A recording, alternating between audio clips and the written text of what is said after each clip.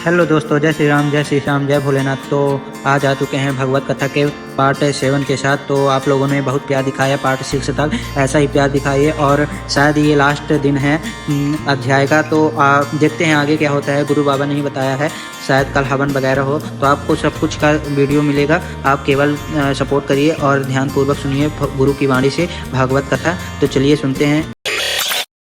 संज्ञा मात्र हो दर्शयामास विप्रोक्ताद्यात् संज्ञा, एक शाखा लिया और बीज से उसे चीर दिया।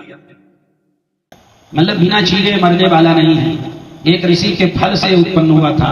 इनके दो रानी थी, आधा आधा खिलाया था, तो आधे आधे पैदा हुए थे। जरा नाम की राक्षसी ने जोड़ा था, इसलिए उसका नाम पड़ा जरा संत। अब भीमसेन समझ गए तो उसे जमीन में गिराया और भेदभाव शत्रु पातया मास भूतले, जमीन में पटक दिया। और एकम पादा पराक्रम्य दौर्भावन्यो प्रगृह्य, एक पांव को पांव में दबाया और दूसरे पांव को हाथ में लिया। गुरुता पाटिया मासो शाखा में महागजा, जैसे कोई मतवाला हाथी किसी शाखा को चीर डाले, वैसे ही भीमसेन ने जरासंध को चीर दिया। बोलिए गोविंद सरकार की जय। कैसे मारा? गोविंद की कृपा से, नहीं तो 27 दिन तक तो लड़ चुके थे। जरासंध के पुत्र का नाम है सहदेव। सहदेवम तत्तर्यम भगवान भूत भावना अभ्यासी चलवे आत्मा मगधा नाम का प्रभु।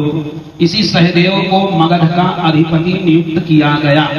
सारे राजाओं को विदा किया और बोले सब लोग इंद्रप्रस्थ पधारो, क्योंकि वहां राजसूय यज्ञ हो रहा है, यज्ञ में सम्मिलित हो और सबका मुकुट वापस किया जाओ अपने अपने राज्य को। समय आने पर ये सब इंद्रप्रस्थ पधारे। अब यहाँ युधिष्ठिर का राजसूय यज्ञ होना है, इसमें अग्नि पूजा किसकी हो? तो जहां भगवान द्वारिकाधीश से उनके अतिरिक्त और किसी की हो सकती है क्या? पितामह ने अनुमोदन किया, लेकिन उस समय शिशुपाल जो था ना, वो इसका विरोध किया। वो विरोध कुछ इसलिए भी ज्यादा करने लगा था। कल आप लोग कथा सुने हो कि मोर बांधे खड़ा था, दुल्हन ले गए, इसलिए कुछ ज्यादा विरोध करता था। भगवान को विविध प्रकार की गालियां देता है। 100 गाली माफ थी, अधिक किया भगवान ने चक्र छोड़ दिया, दूर ले जाकर के इसका उद्धार किया। युधिष्ठिर का जो राजसूय यज्ञ है उसमें सबको सेवा कार्य बांट दिया गया है। भीमसेन भोजन की देखरेख करते हैं, दुर्योधन कोषाध्यक्ष है, सहदेव जो है वो अभ्यागतों के स्वागत सत्कार में नियुक्त है, नकुल विविध प्रकार की सामग्री एकत्रित करने का काम करते हैं, अर्जुन गुरुजनों की सेवा शुश्रूषा करते हैं, और भगवान श्री कृष्ण आए हुए अतिथियों के पांव पखारने का काम करते हैं और जूठा पत्थर उठाते हैं। विचार कर, आए हुए अतिथियों का पांव धो रहे हैं। विचार करना, एक शब्द में रुक जाओ, थोड़ी देर विचार करो कि कितना उत्तम कार्य है अतिथि का पांव धोना। लेकिन आज व्यक्ति को क्या संकोच होता है, इसलिए ऐसा नहीं कर पाता। यहाँ जो आ गए वो सब देव स्वरूप हैं, ऐसा मानना चाहिए। ऐसा तो इसमें नहीं लिखा कि ब्राह्मण भर का धोया कि क्षत्रिय भर का धोया। अब तो चारों वर्ण के लोग रह रहे हैं, आए तो सबका स्वागत किया, सबका पत्थर उठाया। देवी द्रौपदी भोजन परोसने का काम करती है और उदार शिरोमणि कर्ण खुले हाथों से दान दिया करते हैं। इसी प्रकार सात्विक विकर्ण हार्दिक के विदुर भूरिश्रवा वन्नी के पुत्र संतर्दन आदि ये सब राजसूय यज्ञ के विभिन्न कार्यों में लगे हैं। दुर्योधन कोषाध्यक्ष था, इसलिए ऐसा बांटता था ये सब इनका खत्म हो जाए, बेइज्जती हो। लेकिन ऐसा हुआ नहीं तो अपमानित हुआ। ऐसा यहाँ कहीं नहीं लिखा है कि द्रौपदी ने कहा कि अंधे के अंधा पैदा होता है। ना तो मैंने महाभारत में पढ़ा, ना भागवत में पढ़ा, यही प्रसंग चल रहा है। अपने आप वो अपमानित हुआ। जब आप कोई कार्य करते हो और कार्य की विफलता हो जाए तो अपने आप अपमानित महसूस करते हो। इसी का क्रम है महाभारत। वो जो स्थान था ना, उसमें गिर जरूर जाता था, जहां जल में थल का भान, थल में जल का भान। ये बात भागवत में लिखी है, लेकिन द्रौपदी ने अंधे के अंधा होता है ऐसा नहीं कहा। ये बात सत्य है। महाभारत का क्रम, साल्व के साथ यादवों का युद्ध, ये बड़ी मायावी विद्या जानता था और भगवान गोविंद ने साल्व का उद्धार किया।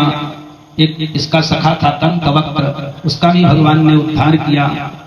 जब महाभारत की ठहर गई तो पहले रिश्तेदारों को भी निमंत्रण दिया जाता था, ध्यान देना। आज कोई रिश्तेदारों को निमंत्रण नहीं देता, और दे भी तो लोग ये देखते हैं कि भंडारा किस दिन है और कोई मतलब नहीं है। बलराम जी युद्ध का निमंत्रण नहीं स्वीकार किए, तीर्थ यात्रा के लिए चले, लेकिन भगवान कृष्ण स्वीकार कर लिए और अपनी अक्षौहिणी सेना 7 अक्षौहिणी सेना लिया। ये सब पांडवों की सेना है। अगर देखा जाए जो चीन का राजा सेना लेके आया वो भी पांडवों की सेना है, सदा मामा है। विचार कर, नकुल और सहदेव, इसके पास कुछ नहीं था। ये तो युद्ध को बनाया गया कि 18 दिन कम से कम चले। बलराम जी जब तीर्थ यात्रा में गए तो सबसे पहले नैमिषारण्य तीर्थ में गए। नैमिषारण्य में ऋषियों ने उठ उठकर अभिवादन किया, लेकिन सूत जी भगवान की कथा कह रहे थे तो बलराम को लगा कि इसने मेरा अपमान किया, उन्हें ही मार दिया, हल से खींच के मूसल से कूट दिया।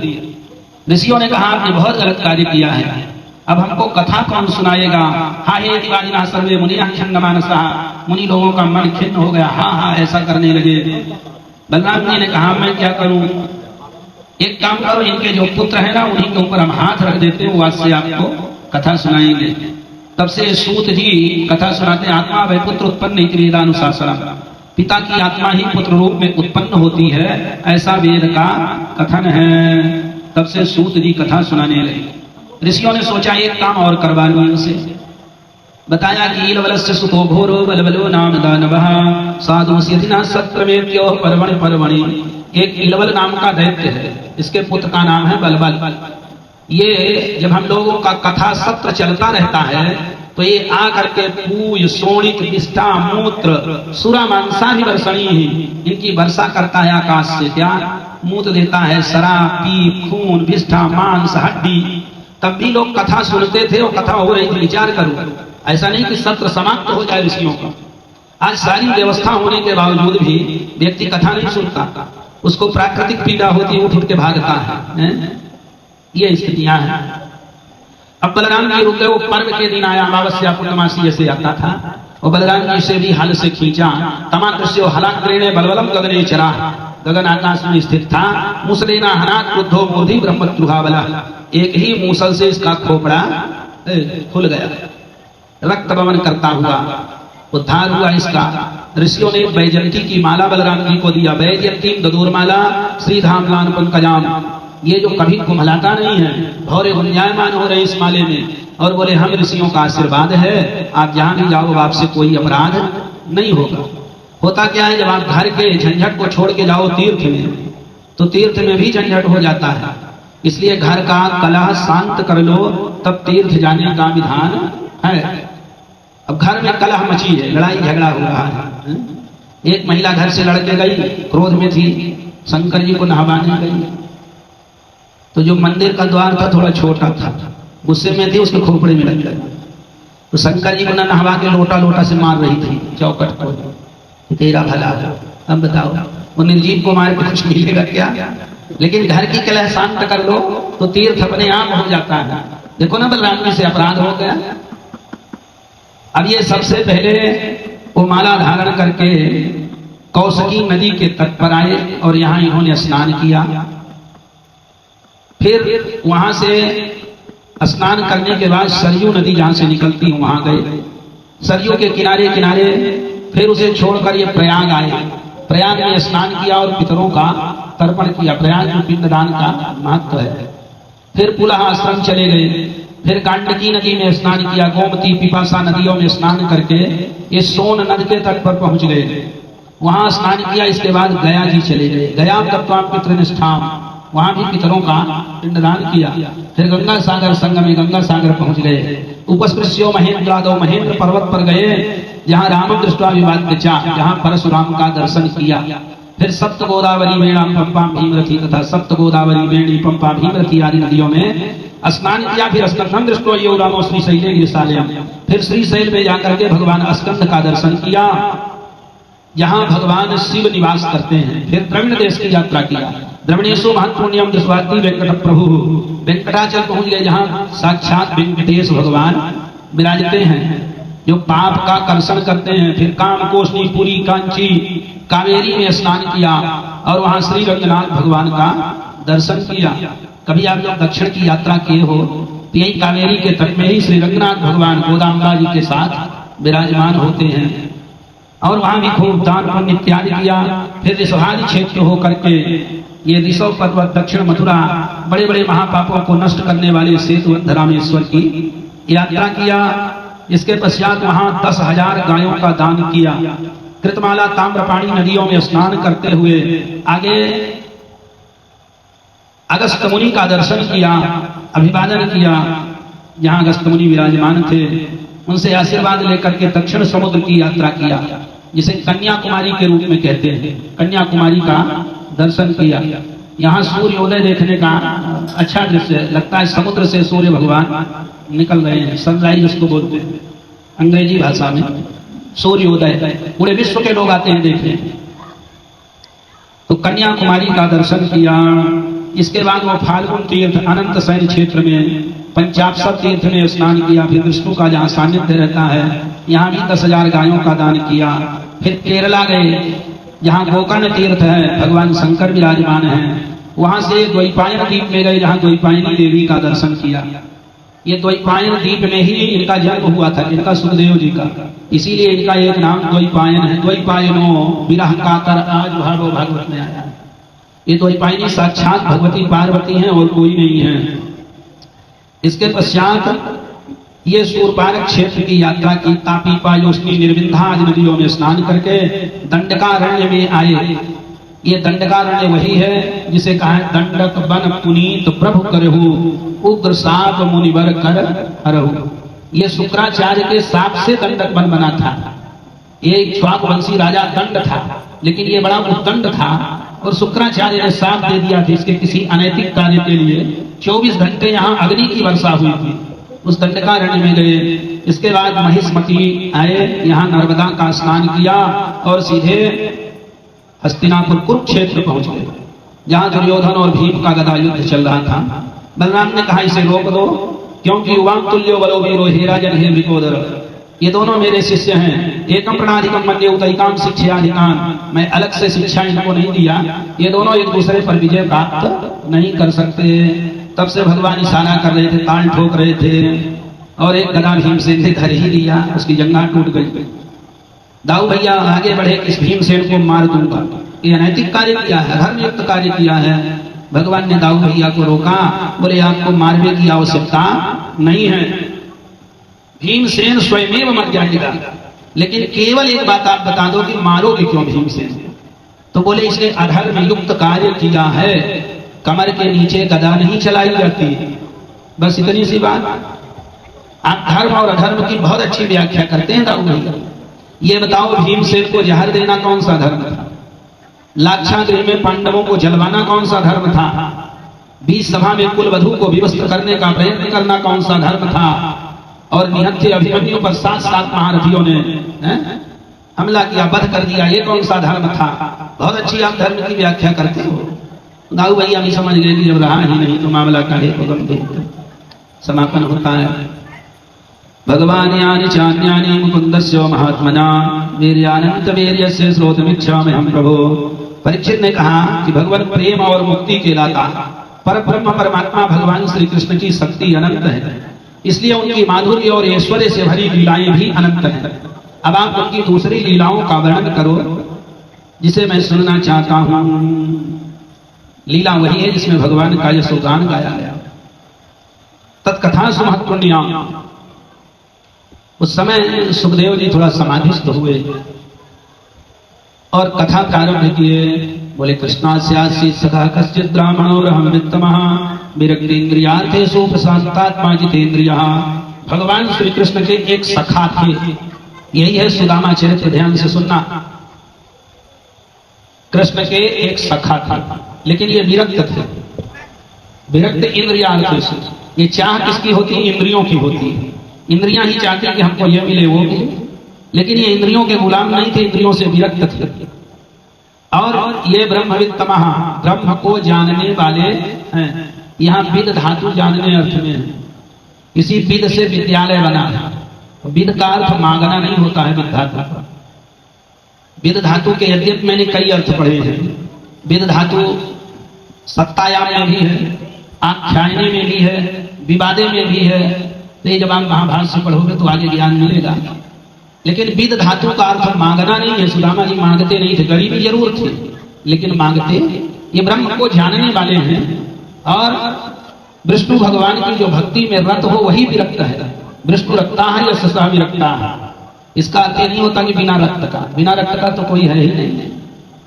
वर्तमान में ये गृहस्थी है, फटे पुराने वस्त्र धारण करने वाले हैं, लेकिन गरीबी है, इसका वर्णन किया। देखो संसार में सबसे बड़ा कष्ट जानते हो क्या है? वासुदेव जरा कष्टम, बुढ़ापा अपने आप में बड़ा कष्टकारी होता है। ये बाकी अवस्था तो बीत जाती है, लेकिन बुढ़ापे में इच्छा होती है कि पुत्र सेवा का।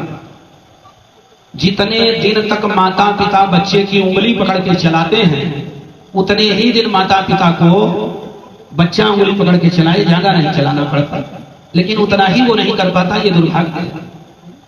तो बुढ़ापा कष्टकारक है, लेकिन बुढ़ापे से भी ज्यादा कष्ट है कष्टम निर्धन जीवनम, गरीबी। अगर पेंशन मिल रही है तो बाबूजी की सेवा हो रही है, और पेंशन ना मिले तो बाबूजी जय जय राम, तब तो बाबूजी को क्या गाजर का हलवा पसंद है? बाबूजी को बादाम दिए भिगोकर, अब कुछ नहीं तो बाबूजी जाए उदई खाते पड़े रहे। ये स्थिति है संसार की।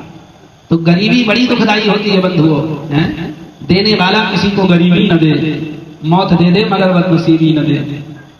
गरीबी कष्टकारक होती है। तो बुढ़ापे से बड़ा कष्ट क्या है? गरीबी।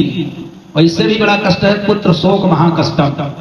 किसी का बेटा नहीं पड़ जाए, उससे पूछो क्या होता है? लेकिन इससे भी बड़ा कष्ट है कष्टात कष्ट करी क्षुधा। संसार में भूख से बड़ा कोई कष्ट नहीं होता। दुनिया चली जाए लेकिन भोजन तो करना पड़ता है। सहज में प्राण नहीं त्यागे जा सकते। आज सुदामा के पास यही सबसे बड़ा कष्ट है, कष्टात कष्ट करी क्षुधा। भूख से व्याकुल है। आज सुशीला भी कई दिन से नहीं खाई है।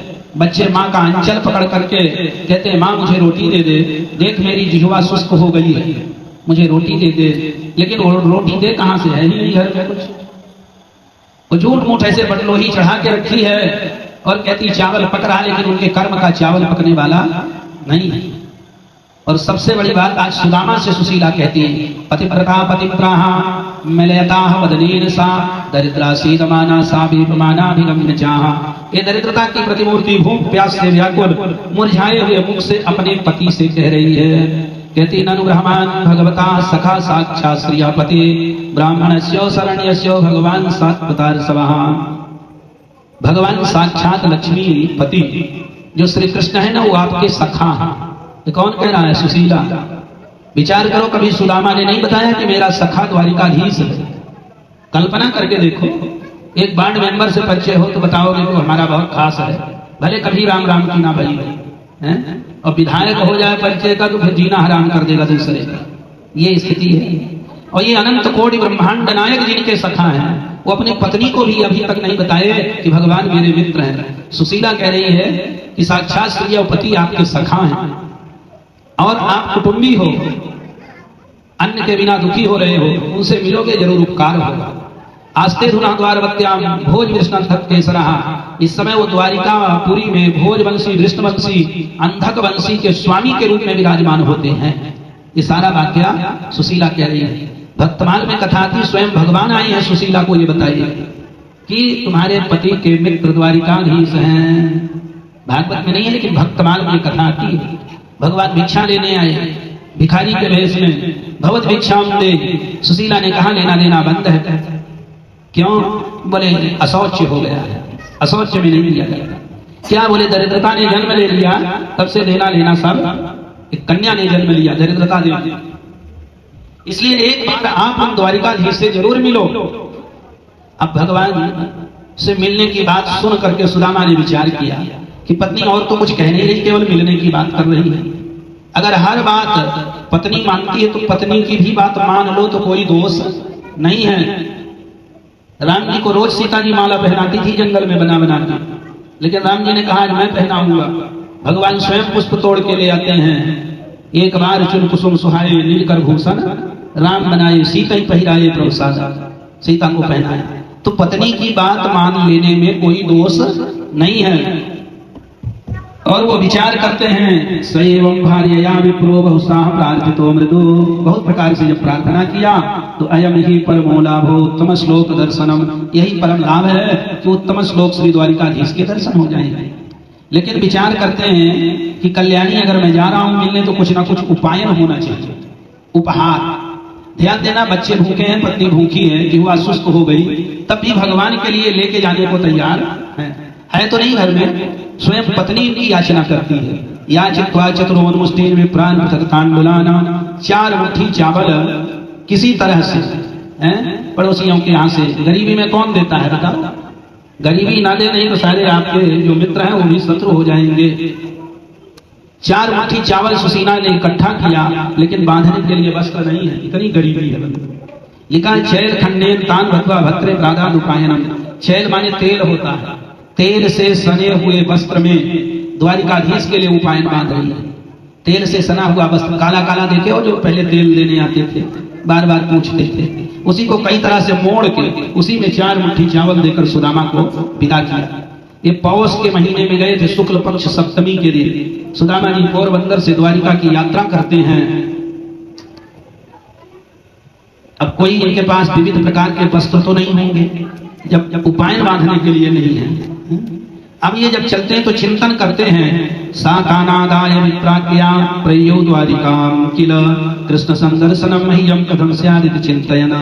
कृष्ण का दर्शन होगा, कृष्ण से मिलने जा रहे हैं, इसी का चिंतन कर रहे हैं। चिंतन 2 प्रकार का होता है, एक सकारात्मक और एक नकारात्मक। सकारात्मक में मेरा मित्र है, मिलेगा, कहेगा तू बहुत दिनों बाद आया, हमें भूल गया था क्या? हृदय से लगा लेगा मेरा मित्र। कृष्ण और सुदामा की मित्रता जानते हो कब हुई थी? ये गुरुकुल में जब पढ़ने जा रहे थे तो सुदामा के पांव में कांटा लग गया। तो सुदामा जी विलाप करते हैं, कांटा लागो रे सावरिया मुंह पे गैल चलो नहीं जाए। मेरे पांव में कांटा लग गया, गैल नहीं चली जाती। तब सुनी भक्त की यारत बानी, आए गयो प्रभु अंतर्यामी। भगवान तत्क्षण आ गए और सुदामा का कांटा निकालने के लिए कहते हैं। लेकिन सुदामा ने कहा कि हमें लगता है कि आप राजा के पुत्र हो, मैं किसी राजपुत्र से अपने पांव को छुआ कर लज्जित नहीं करना चाहता आपको, इसलिए मेरे पांव को मत स्पर्श करो, तुम राजपुत्र हो। भगवान ने कहा हम राजा हैं लेकिन आप महाराज हो।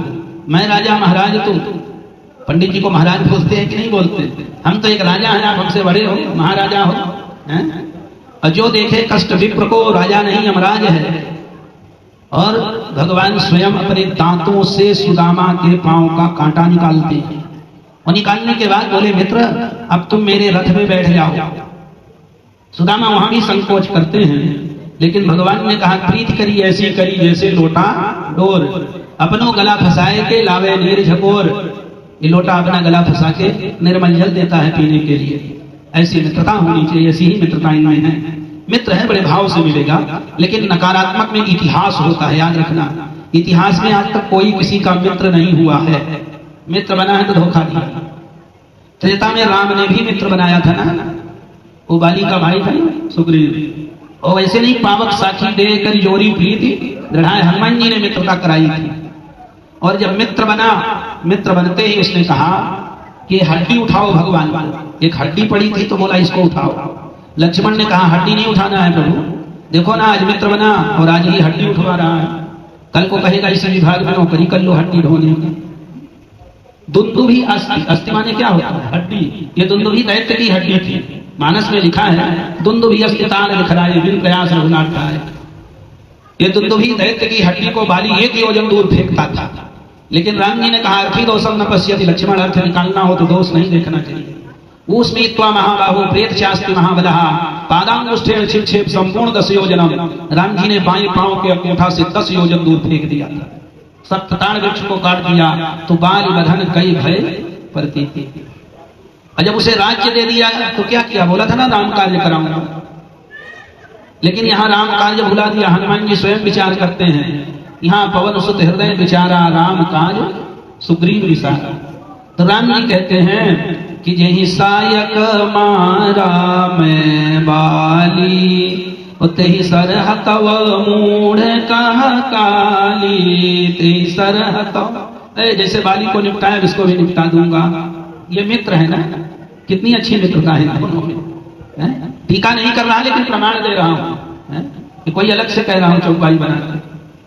लक्ष्मण ने कहा बड़े थे बड़े को निपटा दिया, हम छोटे छोटे को निपटा के आए। तब राम जी ने कहा तुझे मित्र बनाया है, अगर मारना होता तो हम आज कहते, कल नहीं कहते कि कल मार दूंगा। भय दिखाए लैया बहुतात सखा सुग्रीव, लेकिन इतना भय नहीं दिखाना कि भाग जाए, खोजना पड़ेगा। तो मित्रता कभी किसी की बहुत अच्छी नहीं रही है? कहीं ऐसा तो नहीं? लेकिन ना, मेरा मित्र ऐसा नहीं है द्वारिकाधीश, बहुत अच्छा, बहुत भोला है। अब ये चिंतन करते हुए ही द्वारिकापुरी पहुंचे। अब बीच में दरिया है, सागर, सागर को पार करके जाना है, कैसे जाएंगे? सायंकालीन वक्त हो रहा था। उस समय भक्तमाल में कथा थी कि भगवान स्वयं नाविक बन करके आए और बोले चलो बाबा हम तुमको उतार देते हैं। बाबा ने कहा मेरे पास उतराई देने को पैसे नहीं है। बोले जो होगा, जो दे दोगे हम ले लेंगे। हम बड़े संतोषी नाविक हैं। सुदामा जी को उस पार उतारा। फिर बोले कि बाबा हमारी उतराई दे दो। बाबा ने कहा मैं तो पहले ही कह दिया था ना कि मेरे पास कुछ नहीं है। बोले जो हो वही दे दो। भगवान कहते हैं जो हो वही दे दो। सुदामा ने कहा जो मेरे पास है उसे कोई लेना नहीं चाहता। भगवान ने अपनी झोली फैला दिया, पीताम्बर। बोले बाबा दे दो। बोले मेरे पास दरिद्रता है, दरिद्रता को कौन लेगा? तो भगवान दरिद्रता के भी पति हैं, इसलिए भगवान ने उस दरिद्रता को वहीं स्वीकार कर लिया। आगे जाने पर तीर्ण गुलमान ने तीताय और सीता कक्षस से साथ दिया। 3 ड्योढ़ियों को सुदामा जी ने पार किया। देखो द्वारपाल थे लेकिन किसी ने रोक टोक नहीं किया, क्योंकि ब्राह्मण बेरोक टोक होता था। ब्राह्मण को कोई नहीं रोकता था। अब ब्राह्मण नैतिक कार्य करने लगे तो रोकेंगे लोग, लेकिन पहले कोई रोक नहीं थी। अब ये जैसे गाते हैं ना भजन, सुदामा कहाँ जा रहा है, द्वारपालों ने रोक, ऐसा कुछ नहीं है। 3 ड्योढ़ियों को पार कर लिया। ये विष्णुवंशी, अंधकवंशी, भोजवंशियों की ड्योढ़ी को पार करना कोई साधारण काम नहीं है, मक्खी भी नहीं प्रवेश कर सकती।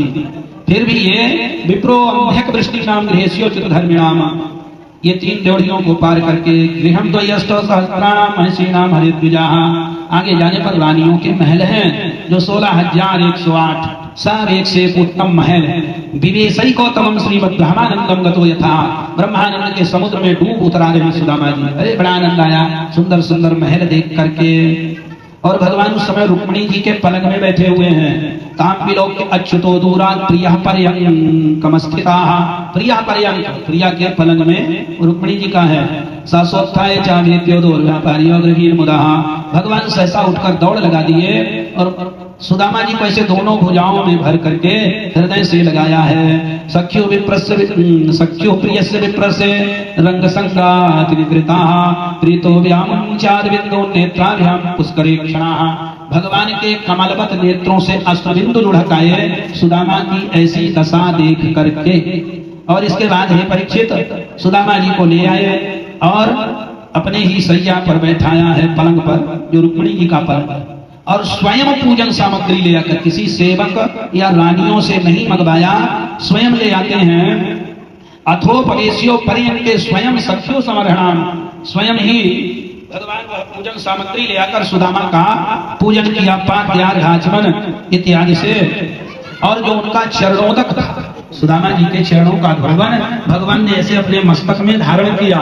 आग्रही शिरसा राजन भगवान लोक पावनः, भगवान का नाम ही सारे लोगों को पवित्र कर देता है। तथा भगवान ने भी सुदामा का चरणोदक अपने मस्तक में धारण किया। आनंद के साथ सुगंधित धूप दीपावली से मित्र की आरती उतारी। पूजा करने के बाद पान दिया, एक गाय दिया और मधुर वचनों से भगवान ने कहा आप भले पधारे। अर्चित्वा वेद्य तांबूलाम गामच स्वागतम अब्रवीत, गाय दिया है। देखो इस श्लोक का सुदामा जी महिला कुचैला ये फटे पुराने वस्त्र धारण किए हुए हैं, शरीर उनका मलिन है, नसें दिखाई पड़ रही हैं। और भगवान सुदामा जी का पांव दबा रहे हैं। देवी पर्याचरा साक्षात चामर व्यजने न वही, जब भगवान चरण दबा रहे थे ना, तो रुक्मिणी ने विचार किया मैं कौन सी सेवा करूं, तो चमर डुलाने लगे। विचार कर, अब थोड़ी देर आप रुक कर कल्पना करो कि जिन सुदामा के लिए स्वयं लक्ष्मी चमर डुला रही उन्हें कोई दरिद्र करे। लक्ष्मी की एक कृपा कटाक्ष मिल जाए ना तो सारा संसार निहाल हो उठता है। अगर लक्ष्मी की कृपा दृष्टि हट जाए तो वही व्यक्ति बेहाल हो उठता है। और लक्ष्मी जिसके लिए चमर डुला रही हो, भगवान चरण दबा रहे हो, उससे भाग्यशाली कोई हो सकता है इस संसार में? नहीं हो सकता है। अंतःपुरजनो दृष्ट्वा कृष्णेनामलकीर्तिनः विस्मिते भूत प्रीत्यावधूतं सभाजितम्, सारे महल की रानियां भी विस्मित हैं कि इस अवधूत ने ऐसा कौन सा तप त्याग किया है जो इतना बड़ा सुख मिल रहा है इसे। भगवान खूब सेवा पूजा करते हैं। फिर कहते अभिब्रह्मान् गुरुकुलात् भवताः लब्ध रक्षणात्, हम लोग जब गुरुकुल में पढ़ते थे गुरु जी को दक्षिणा दे करके जब हम लोग अपने अपने घर आए तो समावृत्तेन धर्मज्ञा भयोढ़ सादृशी नवा, तुमने विवाह किया अपने अनुरूप, ऐसा इसका। बोले हाँ तेरी भाभी भी आ गई है, बच्चे भी हैं। गुरुकुल का ही वर्णन करते हैं।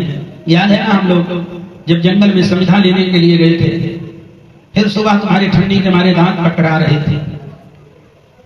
अब दोनों मित्र हंसने लगे, लेकिन रुक्मिणी जी नहीं समझ पाई मामला क्या है। बचपन के मित्र बुढ़ापे में मिल जाए तो बचपना वापस आ जाता है, जो जो खुराफात किए होंगे सब याद आ जाता है। तो भगवान को भी याद आ गया। वास्तव में वो चना के विषय में सुदामा जी जानते थे। वो एक बुढ़िया का था चना, बड़ी गरीब थी, कुछ नहीं था खावे पीने को। चोरों ने चुराया और वो ले जाकर के वहीं छोड़ दिया था संदीपनी आश्रम में, पकड़े ना जाए। उस बुढ़िया का सांप था, जो इस चने को खाएगा वो दरिद्र हो जाएगा।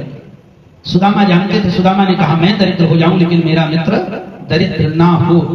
ये अभिप्राय से सुदामा ने उस चना को खाया था। कहे वही महान है जो गुरु की सेवा करता है, गुरु से शिक्षा प्राप्त करता है, उसका जीवन धन्य है। आगे सुदामा जी से भगवान ने कहा कि तुम आए तो भाभी को क्यों नहीं ले आए। सुदामा ने कहा वही तो भेजी है। भगवान ने कहा अगर वो भेजी है तो कुछ और भेजा होगा, वो भी दो ना। अब सुदामा को संकोच लगने लगा कि कहाँ ये 4 मुट्ठी चावल तेल से सने हुए वस्त्र में दूध के फेर के समान इस चादर में खोल दो, अलग ही दिखेगा। तो भगवान समझ रहे हैं कि इसको संकोच है रहा सुदामा को। तो आगे कहते हैं पत्रम पुष्पम फलम तोयमियो में भक्त्या प्रयच्छति, मुझे कोई पत्ता दे दे। देखो ऐसा तुलसी पत्र नहीं लिखा ना बेल पत्र लिखा है। पत्रम का अर्थ क्या लगाओगे, कोई भी पत्ता दे दो, और एक ही पत्ता दे दो। ऐसा नहीं कि 2 पत्ता दो कि 4 पत्ता दो, ऐसा नहीं है।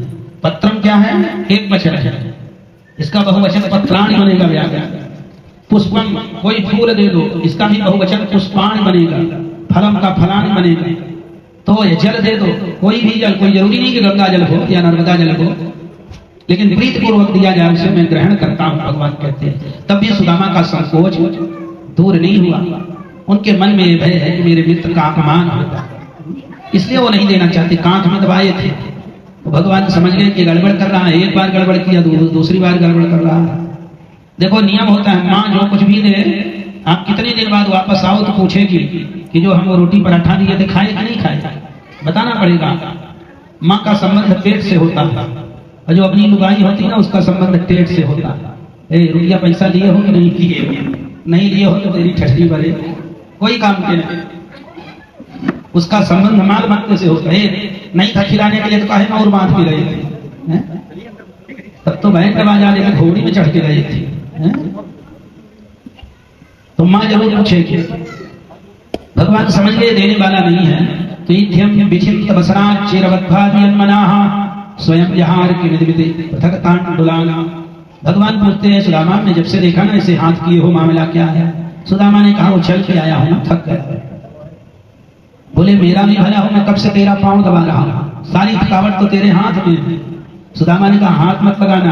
दोनों मित्र समझते हैं दूसरे की भाषा। स्वयं विहार के निमित्त भगवान अपना हाथ बढ़ाए, पोटली को छीन लिया। छीनते वो फट गया, बिखर गया चावल, और उसको इकट्ठा किया। फिर कहते हैं तर्पयात्याम विश्व वेते पृथक तांडुलान, ये इतने जो तंडुल है ना चावल, ये पूरे विश्व को तृप्त कर देने के लिए सामर्थ्यशाली है, ऐसा भगवान ने कहा। और ये कहकर के एक मुस्लिम सकृत जगवादीयम जगधमाददे तावश्री जगदेह हस्ता तत्पराः परमेष्ठिनाः, एक मुट्ठी चावल को खा लिया। और जैसे एक दूसरी मुट्ठी भरी रुक्मिणी ने पकड़ लिया। देखो यहाँ एक ही मुट्ठी खाने का प्रमाण है। अब आप मान लेना कि 10-20 मुट्ठी खाए, लेकिन जितना भागवत में लिखा उतना द्वितीयम जगधमाददे, दूसरे ने ही पकड़ लिया। अभी अभी भगवान जितने बात में कहें सब एक वचन में कहें। अगर 2 मुट्ठी खा जाए, किसी भगत के पास ना हो 2 मुट्ठी, तो भगवान तुष्ट नहीं होंगे क्या? अरे तो थोड़े में तुष्ट हो जाते हैं। न जाने कौन से गुण पर दयानिधि रीझ जाते हैं। तावश्री जगदेह हस्ताः, श्री के रूप में रुक्मिणी ने हस्ताः तत्पराः परमेष्ठिनाः, तत्परता पूर्वक हाथ को पकड़ा। और जो वाक्य कहती है बहुत सुंदर है, कहती है एतावतारो विश्वात्मान सर्व संपत् समृद्ध है। बस स्वामी, हे विश्वात्मान, इतना ही पर्याप्त है।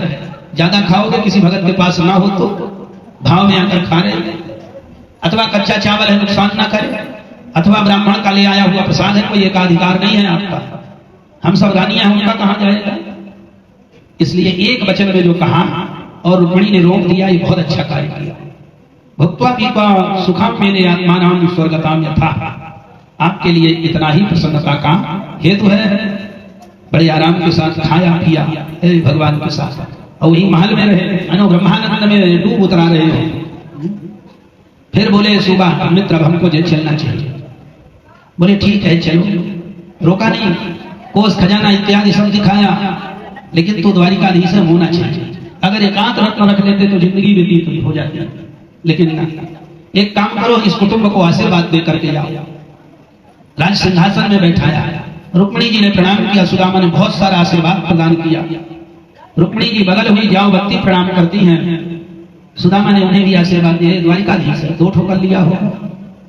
इसके बाद जाओवती जैसे प्रणाम करके बगल हुई तो सत्यभामा प्रणाम करती है। अर्थ वही दृष्टि से देखा, भगवान ने इशारा किया वही है, चलो कोई बात नहीं। फिर कालिंदी प्रणाम की, देखा तो लाइन लगी थी। बोले ये बोले सब तुम्हारा आशीर्वाद है। तो बोले हमारा आशीर्वाद बेकार है, ये तो लाइन लगी है, लगता मोहल्लों की आ गई। खैर केवल आशीर्वाद ऐसे हाथ उठाए उठाए, ब्राह्मण थक गया, 2-4 हजार निकटी होंगी। बोला एक काम करो, तो ही प्रणाम कर ले, हम तेरे को आशीर्वाद दे देते हैं बस। भगवान ने कहा झगड़ा कराओगे क्या गृहस्थ जीवन में? बोले ना, ये सब तुम्हारी अर्धांगनी, आधा मिल जाएगा। सुदामा जी वहां से विदा होते हैं, लेकिन उनकी आंखों में आंसू, क्यों जैसे गए थे वैसे आ रहे हैं। उन्हें लगा कदाचित ये पीताम्बर ही दे दे, पत्नी को दिखाऊंगा कि मेरा मित्र दिया है। लेकिन जैसे उनकी आंखों से आंसू निकले ना, भगवान करुणा निधान है, करुणा तो करके दे। सुदामा के मस्तक में टीका चंदन लगाया, जहां लिखा था श्री क्षया, उसी शब्द को बदल दिया, यक्ष श्री कर दिया। पहले शब्द का अर्थ होता है जिसकी लक्ष्मी नष्ट हो गई हो, और यक्ष श्री का अर्थ होता है जिसकी लक्ष्मी अब कभी नष्ट ना हो। सुदामा जी वहां से चलते हैं और विचार करते हैं, कहाँ दरिद्र पापी या कृष्ण श्री देता, कहाँ मैं दरिद्र पापी, कहाँ वो लक्ष्मी के आश्रय भगवान। ब्रह्म बंधुर इसमें हम बाहुभ्याम परिरम्यता, अपने भुजाओं में भर कर हृदय से लगाया, जैसे मैं उनका सगा भाई हूँ। निवासिता प्रिया जुष्टे पर्यंको भ्रातृव्य था, अपनी प्रिया के पलंग में बैठाया। बताओ कितना स्वागत किया मित्र का, धन्य हो गोविंद। लेकिन मन में आता है कुछ दिया नहीं, कुछ गड़बड़ है, रोका भी नहीं, कम से कम 2-4 दिन को खाओ पियो। सुशीला ने जो चावल भेजा था उसी में सारी करुण कहानी लिखी हुई है, और भगवान सुशीला को प्रदान कर दिया। भगवान जो प्रदान करते वो विदित नहीं होता। जैसे किसी किसान का खेत सूख रहा हो, चिंतातुर होकर रात में सोए और सुबह देखे तो लहलहाता मिले, रात्रि में इतनी वृष्टि भगवान ने कर दिया। वैसे भगवान का देना